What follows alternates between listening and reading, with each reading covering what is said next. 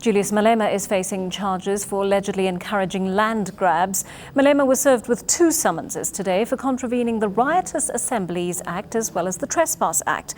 The state says Malema encouraged economic freedom fighters members to illegally occupy vacant land. He'll have to appear in court on the 7th of November.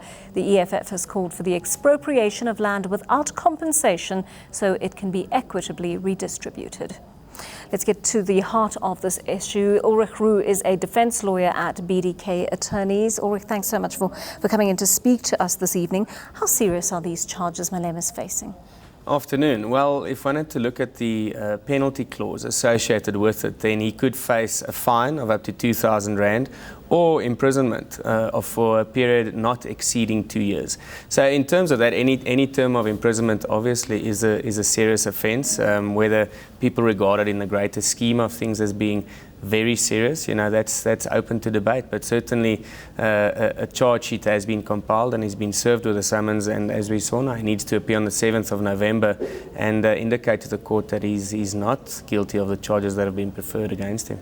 I want to look at the act under which he has been charged, the Riotous Act, and there's criticism that this hails from the apartheid era. Some of the wording is highly questionable. It even refers to hostilities between Europeans and non-Europeans. Should we even have law like that still in existence?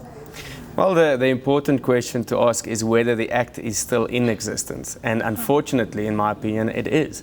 And, all the reports are quite correct. It was an act which was derived by the apartheid era and the people who were in charge then. And many people will argue that it's outdated. But as long as the act is still there and it's still being applied, the regulations contained in it need to be adhered to. So certainly being charged under a 1956 Act might sound draconian and very old school type, but the Act is still in existence, so you can still be convicted in terms of that Act and if you contradict the provisions contained in it. Do you feel that the charges being presented to Malema match the nature of this act well? Yes, well, definitely. He's being charged with inciting people to trespass, and I've heard the sound clips of what he has said, and certainly I think there is a case to answer to. He will, of course, be given an opportunity to view the evidence and all the testimony against him, and then be given an opportunity to answer to that. But in terms of the Act, once again, there is a provision that states that you are not allowed to incite people to commit a crime, and it relates to the assembling of crowds of people, and that is exactly what has happened in this instance, in my opinion. And yet he wouldn't be the first person post-democracy, particularly the first political leader, to encourage people to do this kind of thing. Has anyone post-democracy, to your knowledge, been charged and successfully convicted under this act? No, to my knowledge not. Obviously we would have to do some research into that. But I think this emanates from a complaint which was laid against him by AfriForum.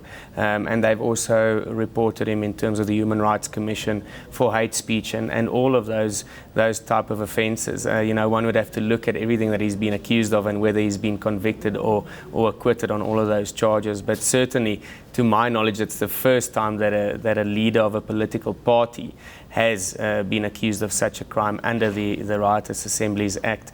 Remember that it takes the form of any other crime that is allegedly committed. There must be a complainant, and that complainant must depose to a statement. And in terms of the complaint laid, it is then up to the South African police to first investigate the complaint, and then for the National Prosecuting Authority to decide whether they are going to prosecute that person or not.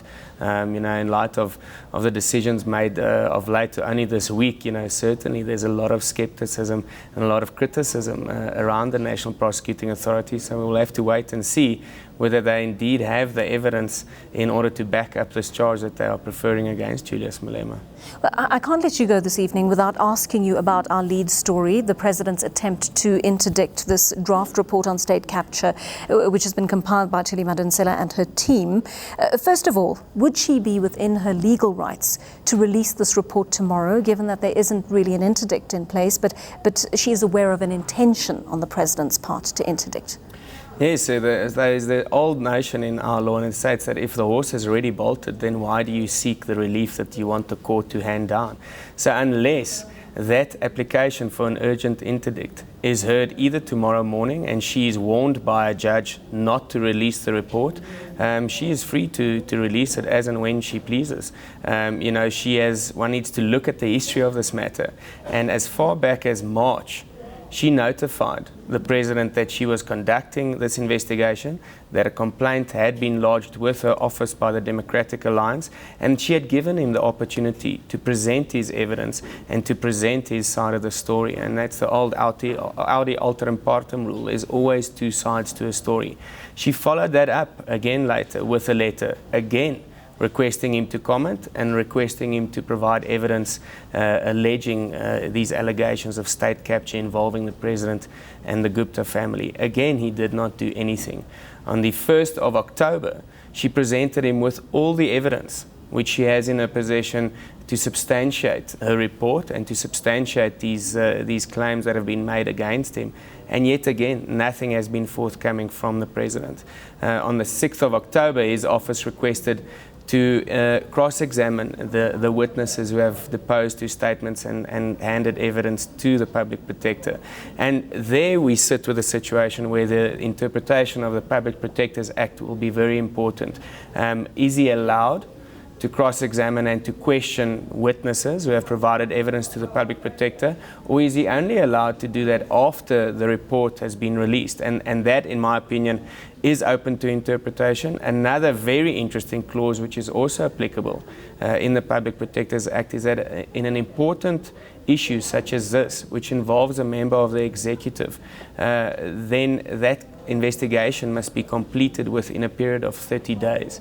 Now, obviously, that has elapsed. One needs to go as far back as March to know that these allegations have been brought since then, and the president and his office has elected just not to answer to it. So, in my opinion, the president has created his own urgency. He's had enough time to respond to these allegations, and I would not be surprised if a court rules that she is free to release that report. I think there's still uncertainty whether the application for the interdict will be brought tomorrow morning at 10 o'clock or on Tuesday. But as I said, if it's only brought on Tuesday, there will be nothing preventing her from releasing that report tomorrow. Ulrich, thanks for commenting on both those stories for us today. Ulrich Roux is a defence lawyer at BDK Attorneys. More news after the break.